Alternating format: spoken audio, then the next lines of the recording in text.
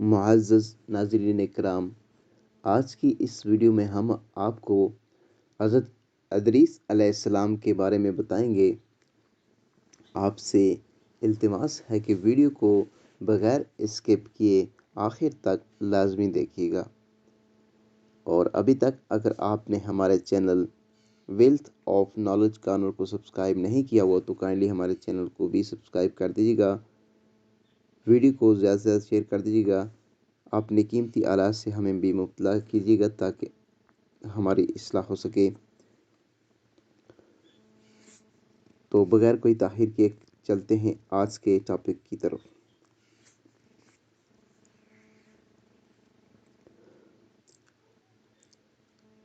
حضرت ادریس علیہ السلام کا اصل نام احنخ تھا۔ آپ علیہ السلام بابل شہر میں پیدا ہوئے۔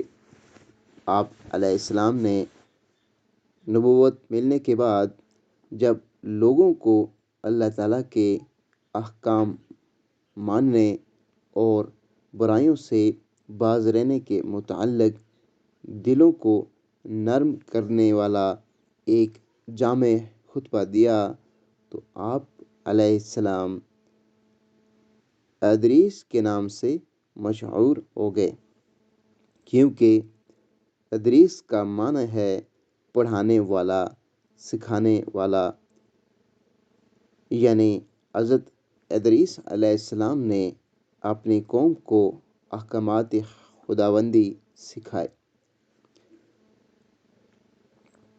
ابن اسحاق رحمۃ اللہ علیہ فرماتے ہیں کہ سب سے پہلے لکھنے کے لیے قلم حضرت ادریس علیہ السلام نے استعمال کیا۔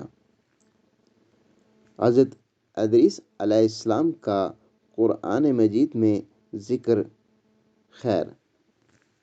اللہ تعالیٰ نے حضرت ادریس علیہ السلام کا قرآن مجید میں 2 مقامات پر نام لے کر تذکرہ فرمایا ہے۔ حضرت ادریس علیہ السلام کی اپنی قوم کو دعوت و تبلیغ۔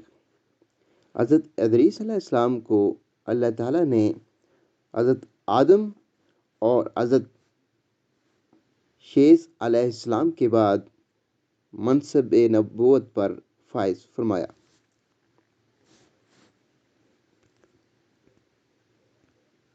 اللہ تعالیٰ نے آپ علیہ السلام کو بہت اونچا مقام عطا فرمایا اور اپنے مقرب ترین بندوں میں شامل فرمایا۔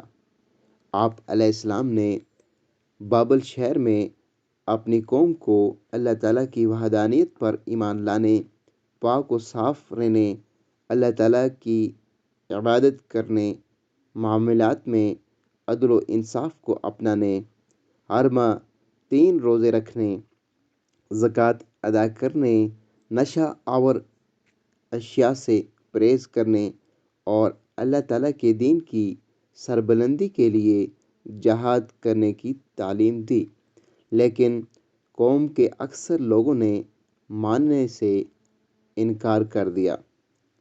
آپ علیہ السلام کے سمجھانے کے بعد جب وہ نہ مانے تو آپ علیہ السلام بابل سے ہجرت کر کے مصر چلے گئے۔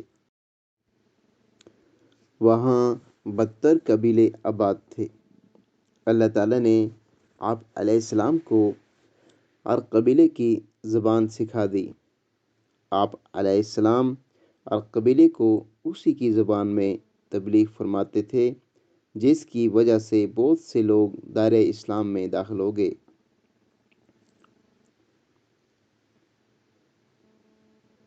ادریس علیہ السلام اپنے زمانے کے بہت بڑے عابد تھے۔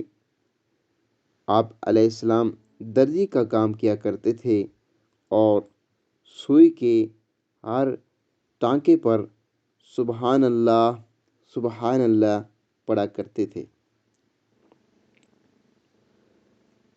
ادریس علیہ السلام کی معراج کی رات آپ صلی اللہ علیہ وآلہ وسلم سے ملاقات۔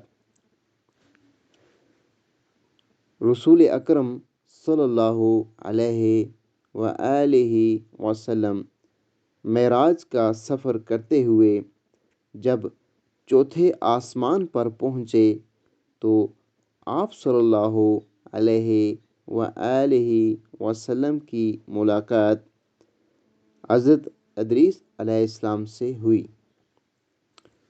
انہوں نے استقبال کرتے ہوئے فرمایا،